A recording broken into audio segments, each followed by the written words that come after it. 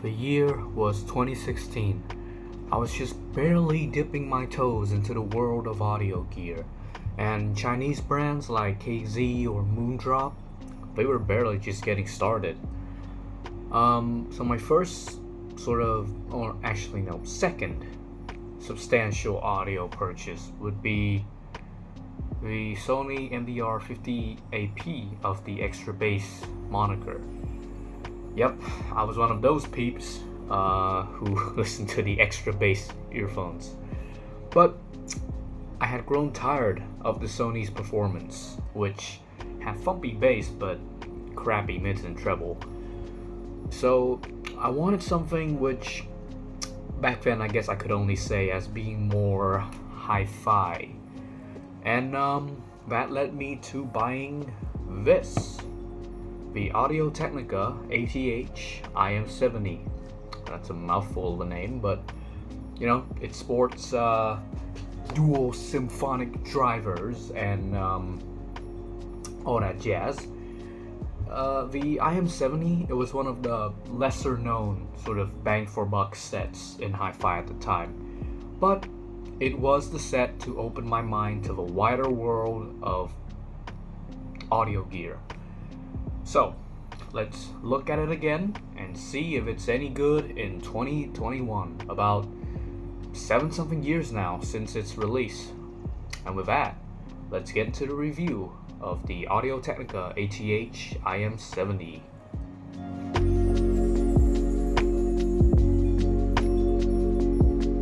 Alright, so you get a box with a packaging style that's not too dissimilar from Sony's packaging. Actually, you got the picture in the front with name, sort of features, and like the accessories list on the sides, and marketing blurbs in the back. There's a few sticky notes here, just some logos you don't need to worry about. But yeah, marketing blurbs in the back. It's definitely quite a busy design. But you know, that's just how things were packaged back then, and to an extent it's still how it's done by Audio-Technica today. So for this box, you actually open it from the bottom. You flip these out and you can see here a little pull tab. You flip that out, you pull it out, and you'll see a cardboard box with 2 compartments. So in this one compartment, you'll have your Audio-Technica IM70s just sort of shoved into like a plastic bag. You know, that this is kind of unflattering, I guess. But you know, before Chi-Fi came to undercut the traditional brands, you know, the packaging was pretty whatever. I guess to Audio-Technica, I'm just too poor to have the IM70 displayed in the foam cutout then, huh? I'm just an audiophile peasant. Alright, so on the other side is your accessories. You get your carrying pouch here, as usual. It doesn't feel too nylon-y like the final E3000's pouch, but it doesn't really feel too great either. It gets the job done though. And then you get Audio-Technica's silicone ear tips, of course in another plastic bag, in small, medium, and large sizes. These silicone tips, they have a smooth silicone texture, a quite thick stem actually, but you know, they're not as nice as Sony hybrids to be honest, but they'll do fine for the IM70, I guess. Nothing great though. They might have not put the IM70 in a foam cutout, but luckily they've used the money and the foam they saved from that to include some complete foam ear tips. These are, I think, medium-sized complete T500s. I don't know if they're even available anymore. I never really used them because, oh yeah, it also came with like another plastic bag, but I threw that out. You know, I never really use these because my ears just don't play well with foam tips, but here they are. They've definitely like dried out and are super worn from just being left out for years now, but hey, At the time, this was indeed a very good value add, and it's a pretty nice inclusion from Audio-Technica. Finally, when you come to the bottom of the box, it's your instruction manual. You know, it's this sort of old style of manual where they print like a bunch of like one. Let me just flip it out a little bit. Yeah, you've got, you know, instructions here in Japanese. I think this may be the bit of warranty, and you also have here English instructions and then a bunch of other languages. You know, you've seen this kind of instruction manual, and you can see the difference between this and modern chi-fi stuff, where they usually just print like smaller pamphlets of a few pages, usually in Chinese and English. But back then, this was how they print stuff. A lot of information on here. Yeah, this is a meh unboxing experience. Like, it includes everything you need, like the carrying pouch, extra tips, of course including the complete foams, which are indeed a value add. But as you can see from the way it's presented in like that cardboard sleeve thing, it's very utilitarian. They just stuff it into plastic baggies, and it makes for a bit of a unflattering unboxing experience. It was sort of the standard for the time, but I'm glad that chi-fi brands have diversified, and a lot of them have now improved on this aspect of the product. Yeah, this old clunker of a cable that Audio-Technica gives you, it's pretty bad. It was standard fare back then, and to be honest, I'm glad we've mostly moved on from this. It's just this slightly rubbery sort of black strand, which has somewhat like stiffened up over the years, and although the microphonics are pretty good, it tangles pretty often, as you can see with these weird kinks and everything. You know, there's a Y splitter, it works fine. It's basically just like a plastic sleeve that goes up and down on these two wires, and you know, it's just a standard plastic lump of a headphone jack. At least there's decent strain relief though. Now the connector is Audio-Technica's sort of inverse 2-pin connectors. So basically the cable has the female 2-pin part, whilst the IM itself houses the male 2-pin bit, which is the metal prongs, as you can see. I think it's a sound connector, mostly shielding the more fragile prongs, and it's a tight fit. The thing is though, since it's uncommon, your choice of replacement cables back then and even now are also limited, unfortunately. And would you look at this memory wire? Man, I do not miss this. You think that because it's stiff that it can hold the shape you mold it to, but oh man, really, it was just uncomfortable and unwieldy. Overall, it's not a great cable, but this really was what you got back then. If you do get an IM70 nowadays, please do yourself a favor and try and source a replacement cable. This thing is just bad.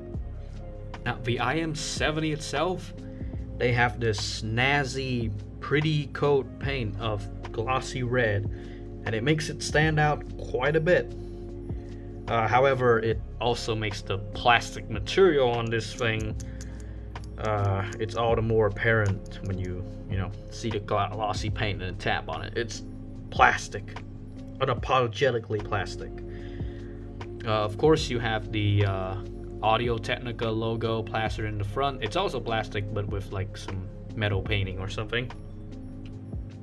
The shape of this housing, what it is that it tried to basically mimic the Shure SE form factor. So sort of like the driver assembly in this whole thing, and then a nozzle.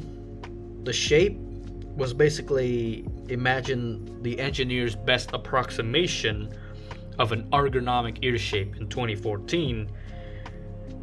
as in it's a weird shape that works on very specific sets of ears, and it basically meant that there was inconsistent comfort with different people. And of course, you then have this long and like angled nozzle that, again, it worked for some people's ears, but for mine it was a few degrees too steep, and it just makes my ears uncomfortable in long listening sessions. This fit is very much a your mileage may vary thing. If you were the set of ears that Audio-Technica designed for, it's gonna be nice. If you're not though, then it's basically a rock with jagged edges and a long nozzles that you have to jam into your ears.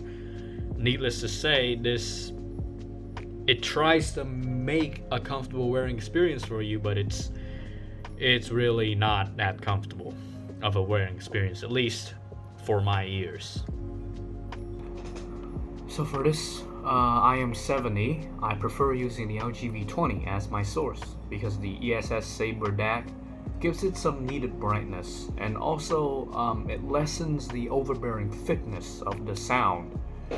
The iBasso DX150 with its AK DAC, it makes the IM70 sound too thick and overbearing. Not recommended.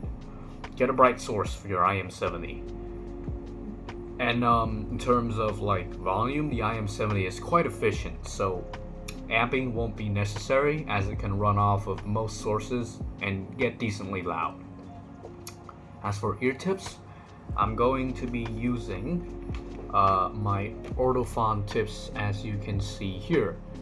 Since it uses like a soft silicone that slips into my ears pretty easily, and like I said, with this really long and like oddly angled nozzle thing, if you're gonna jam this weird assembly into your ears, you might as well use some comfortable feeling ear tips to lessen that discomfort.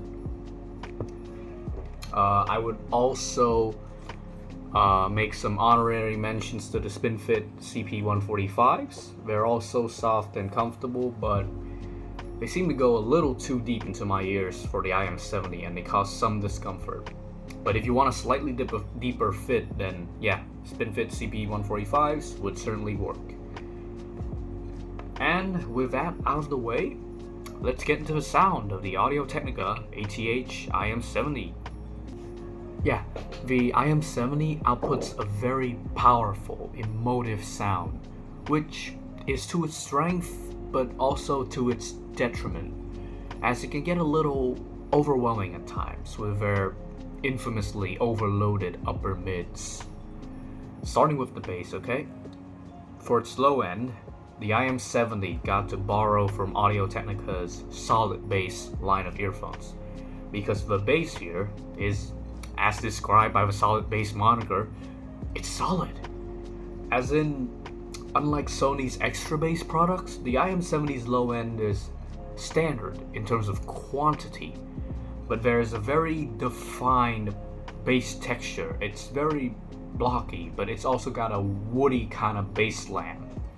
And you have this long decay that feels like it's drawn out, intentionally extra drawn out, for that feeling of bass presence. And rumble sets in fast, but in short bursts instead of like a prolonged, constant affair. And thanks to this bass performance, the IM70 can play quite well with electronic genres. However, although it doesn't bleed into the mids per se, it is definitely playing a part in like darkening the sound and making for what is at times a very suffocating listen, I must say. For the mids, oh yeah, Audio-Technica loves their female vocals, so much so that they sort of sacrifice other elements of their tuning to make it shine. And while the lower mids of the IM70, like I said, is a little subdued owing to the powerful and thick bass, but upper mids are much more present, and they present female vocals in a very emotional, forward, and intimate way, much like other Audio-Technica offerings. You can also hear that the sound engineers have toned the peaks down a little bit, just to avoid the stuffiness, the shoutiness and honkiness of other older Audio-Technica earphones.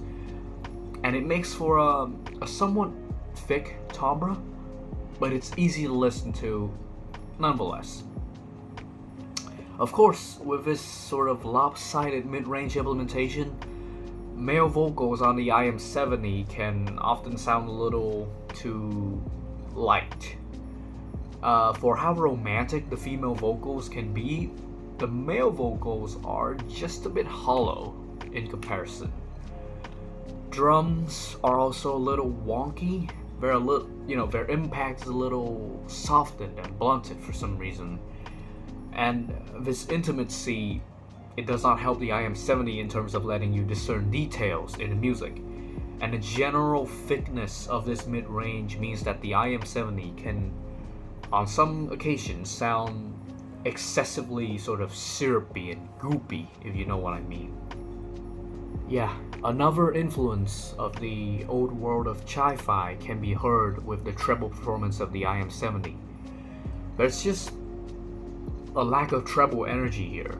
It's characteristic of the dark sound signatures of a lot of IEMs back then.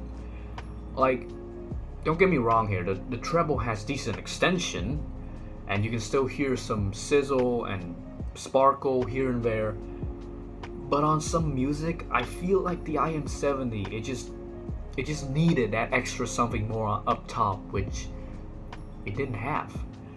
Maybe you can EQ it up to make it better, but out of the box, the IM70 with its already thick mids and less than stellar treble, it leaves me starving for airiness in many songs. Now, the thing is, the IM70 was punching above its weight back when it debuted. I myself was impressed with what it was able to do when I first bought it, However, when you size it up to 2021 standards, the IM70 is no longer that impressive. Audio-Technica was beating the odds by still giving it a decent soundstage despite the long nozzle going into your ears and the thick sound. But compared to modern offerings, the soundstage of the IM70 is barely wide enough to be classed as average. And soundstage height is almost a no-show. Another element showing the IM70's age is the technical aspect. It's got quite good separation when it came out, but it's quite underwhelming nowadays. Certainly, it still pulls in some decent detail, but everything is just quite compressed, and it lacks the finesse of modern chi-fi drivers with their fancy material coatings like beryllium and DLC diamond coatings, in terms of imaging and faithfully representing the texture of different musical instruments. Resolution is also a bit lacking, due in part to the thick tuning for sure. So yeah, impressive back then, but nowadays not really. So you can actually see a lot of the same design DNA between the Audio-Technica E40 and the IM70. Same sort of black rubbery cable strand with this really stiff and uncomfortable memory wire, just replaced with the A2 DC connectors on the E40. Similar like plastic builds, though I guess the IM70 goes for the ergonomic shape kind of design, whereas the E40, it's essentially a reworked CKR9 LTD. The IM70's glossy red paint job is replaced by the E40's more subtle matte black, with a semi-transparent window showing the driver assembly. Now, on the sound front, both models have that distinct Audio-Technica house sound, but with different executions for different results. The E40 it has a somewhat more refined and subdued bass, and it definitely leans into that upper mid peak, which accentuates female vocals even more. And it makes for a emotional presentation and even a really amazing overdrive feeling when you listen to the Doom soundtrack of all things. This of course makes the E40 much more prone to shout and honkiness, which, although it doesn't happen too often, when it does, it's enough to really irritate you. The IM70 tries to keep to the distinct upper mid swing, but it doesn't go as far, and it keeps itself more restrained, reducing the mishaps this may cause, but it also doesn't have that magical moment happen as much as the E40's performance. So the IM70 is a restrained Audio-Technica trying to play into the mainstream whilst still keeping some of that DNA, whilst the E40 is fully embracing the house sound, which can be polarizing but also magnificent in the ears of someone who likes it, like me. In a comparison of the IM70 to the Moondrop Aria, the bass of the Moondrop Aria, although boosted from the Starfield, it still has a ways to go compared to the IM70 in terms of quantity. But in quality, the Aria has a much more refined low end. It gives good slam and rumble. There's also a nice decay, but it's a lot less messy than the IM70, I have to say. Moondrop also has a nice implementation of female vocals, but it is a very different ethos from how Audio-Technica does it. The Aria's vocals are transient and light. It gives female vocals a more elegant presentation, and the vocals are put a bit back in the stage instead of in your face. The IM70 though, it puts vocals much more in front. It gives power and emotion into the vocals, making it a more intense way of portraying vocals. On a technical front, though, the Aria is definitely the superior IM. Dynamic driver tech has gone much further from the days of the IM70, and the Aria wins out with better clarity, resolving ability, and separation. The IM70's age and its thick, intimate tuning has definitely not helped it here. So, at the time of its release, the Audio-Technica IM70 was the lesser known bang for buck offering and punched above its price tag. But what of it now? Should you buy the IM70 in 2021? Well, although the IM70 was one of the milestones I had reached on the path of entering this hi-fi world, I can't let nostalgia cloud my judgment with it, especially when, chi-fi from brands like Moondrop offers such strong competition. I think the IM70 is best left as a pleasant memory by this point. But nonetheless, it was a part of my audio journey, and without it, I probably wouldn't end up in this rabbit hole of a hobby with you all, so cheers to that at least. Alright, we've reached the end of the Audio-Technica IM70 review. As usual, I will leave the music that I used in this video in the description. In there you'll also find links to my website where you can read some written reviews, some old art projects I had, and in the About page where you can find a variety of ways to donate to me. Speaking of, I also have a Patreon, which I'll also leave in the description. If you want these reviews to come out faster, if you want me to have the money to even buy the gear to bring in for review, then that's where you can also support me, and there will also be some rewards in there, of course. Otherwise, thank you for watching. Like the video if you like it, subscribe if you want to see more. If you have any questions, any comments, if you have any pleasant memories of the IM70 like I did, please share it in the comments. And yeah, if nothing else, thank you for watching, and I hope to see you in the next review. Bye bye.